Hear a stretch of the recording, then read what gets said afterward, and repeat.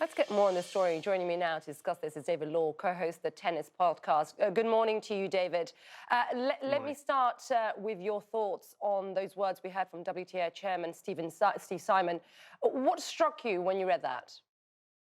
Well, pretty unprecedented, certainly within the sport of tennis, in my recollection, for a leader of the sport to talk so openly and bluntly and honestly about how he feels about a situation regarding a country in China that they are so tied with, so wrapped up in financially. They have such incredible investment as a WTA, a Women's Tennis Association tour within China. Their very biggest events take place in that country at the end of the year, including what would have been this week in Shenzhen in China, with an unheralded prize money pot available for players. And yet he was absolutely clear that unless a satisfactory result comes to fruition and the whereabouts of Peng Shuai are known, and that they know that she's okay as independently and as a verified Yeah. source, then they're not going to do business with China, which I haven't heard of anything like that before. Yeah, and that was what struck me. He seems to be demanding, accountability, transparency, and this is what he told the New York Times. If we can bring it up, get my producers to bring this graphic up. He said basically be prepared to take the next step and not operate in China. He says, at the end of the day, we don't see the appropriate results from this. We would be prepared to take that step and not operate our business in China if that's what it came to. I mean, that is a pretty substantial threat. I mean, put that into context for us here. It's a huge financial market for them, is it not?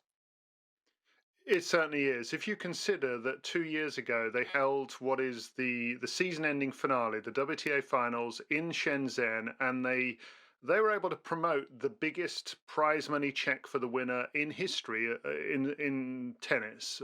Ash Barty winning $4.4 million. The same event this year is taking place in Guadalajara this week. It's just been won by Garbiñe Muguruza, and she's won 1.6 million, so a third of the amount because of COVID forcing the cancellation of that tournament in Shenzhen this year.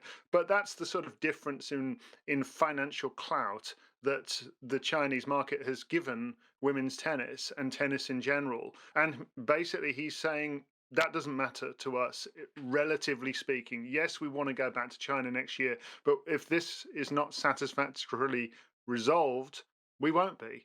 And it's very rare. I can't remember a situation where a sporting leader has been prepared to be as clear as that.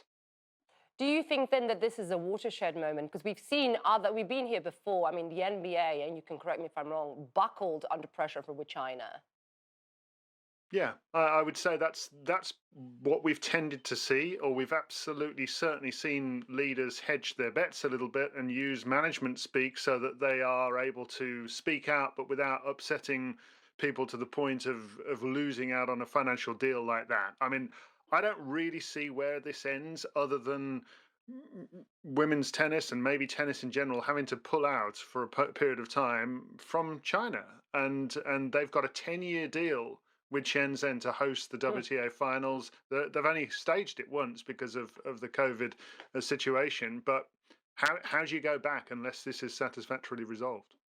And I suppose WTA is hoping that China is going to blink first as it continues to mount pressure on them. But I mean, this is a pretty nightmare for a PR nightmare in many ways for China. Do you think we could see any sort of boycotts? I'm thinking diplomatic boycotts as we look ahead to the Olympic Games here.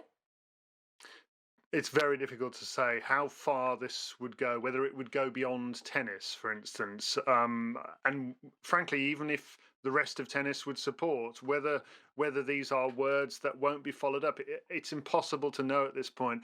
I just feel that having read his words and also heard the strength of the tennis community and players like Naomi Osaka and Chrissy Evert and Martina Navratilova, the greats of the game, just being very strong and clear in their view that this cannot be accepted. This has to be resolved satisfactorily. Otherwise, we can't do business with them. What the rest of the sporting world does, anybody's guess. Let me ask you very quickly, very briefly, David. I mean, from those you've heard in your podcast, is there enough support from players to perhaps boycott games, you think? Or are we far from that at this point? I certainly think there's going to be a lot of support for the stance that Steve Simon, the leader of women's tennis, is taking here. I think the players are really pleased to hear that he's unequivocal about it, and I think that that will be the view. I don't think players are going to be saying, well, actually, the prize money's so high in China that we're prepared to, have it at all costs. I really don't see that. I think that there could be. I think that if this isn't resolved, I don't think that they're just going to say, actually, you know what, let's crack on. I think that there will be support, and if that means not playing in China until it's sorted, maybe that's the way they'll go. We shall keep our eyes on this. David Law, great to have you on the show. Thanks very much. Thank you.